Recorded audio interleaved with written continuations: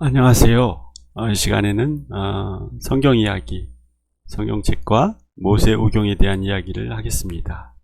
인간을 향한 하나님의 애정은 그분의 기록물인 성경 속에 고스란히 담겨져 있습니다.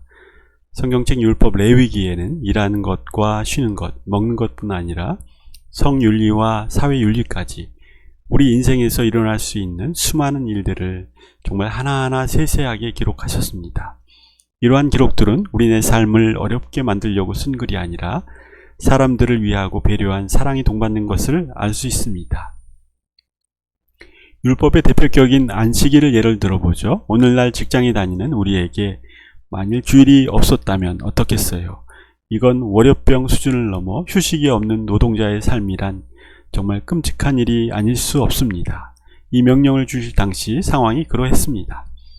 우리나라 조선조의 머슴살이 마냥 이집트에서 극심한 노동에 시달렸던 이스라엘 후손들을 위한 하나님의 특별한 배려가 바로 안식일을 지키라는 명령입니다.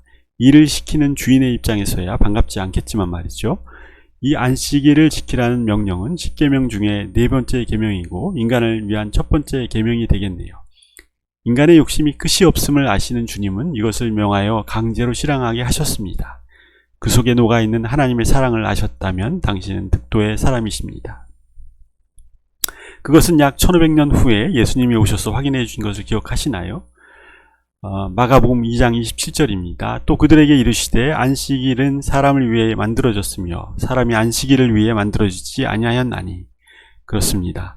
성경 속에 하나님은 이행하기 힘든 어려운 규칙을 제정하신 분이 아니라 그 명령 이면에는 정말 인간들을 위한 배려가 녹아있음을 잊지 말아야 할 것입니다. 가축과 함께 일었던 당시에는 사람뿐 아니라 가축들에게도 복음이 아닐 수 없겠네요. 그러한 창조주께서는 우리를 위해 안식일에도 쉬지 않고 일하고 계십니다. 사람은 쉴 때는 쉬어야 하고 밤이면 잠을 자야 합니다. 잠잘 때 우리 몸은 망가진 많은 부분을 재생시킨다고 합니다. 이것은 창조주가 설계하신 시스템 때문입니다. 하나님이 지으신 것 어느 한 가지도 불필요한 것은 없어 보입니다. 성경책은 기록된 연대를 따라 크게 둘로 나누어져 있는 거 아시지요? 예수님이 오시기 전에 기록된 책을 구약성경, 예수님이 오신 이후에 기록된 책을 신약성경으로 구분합니다. 구약은 39권, 신약은 27권이죠. 앞에서 성경은 모두 66권으로 엮어져 있고요. 이를 시대로 구분하자면 예수님 십자가 죽음 이전을 구약시대, 죽음과 부활 이후가 신약시대가 되겠네요. 그러면 구약 성경 중에서도 가장 중요하다고 할 수 있는 책은 무엇일까요?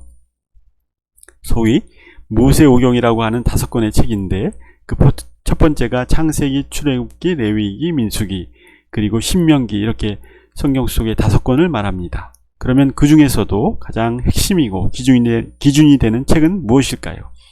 성경책 목차 세 번째에 있는 율법서 레위기입니다. 왜냐고요?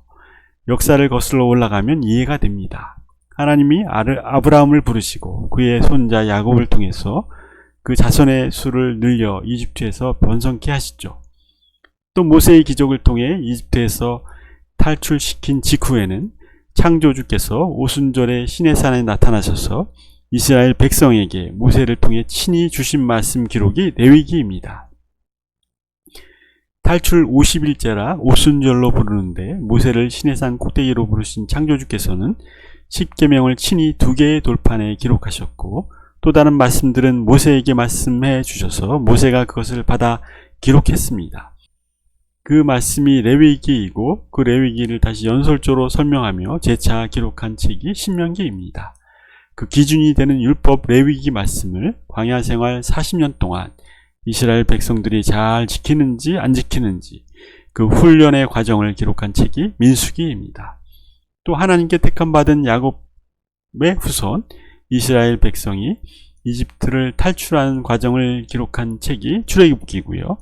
그 택하신 백성을 애굽에서 탈출을 도와 인도에 내신 분이 과연 어떠한 분이신지 그분이 태초부터 행하셨던 그 창조의 역사를 기록한 책이 창세기입니다. 율법서라 불리우는 모세오경을 여러 번 읽고 나면 이렇게 머릿속에 위에 설명한 것과 같은 큰 그림이 그려져야 합니다. 단지 여러 번 읽는 것이 중요한 것이 아니라 읽고 나서는 그 내용이 명확하게 정리가 되면 좋겠습니다. 책들의 큰 그림을 말씀드렸으니 정말 그런지 어떤지 성경책을 읽어 가시며 즐겁게 보심이 어떨런지요. 감사합니다.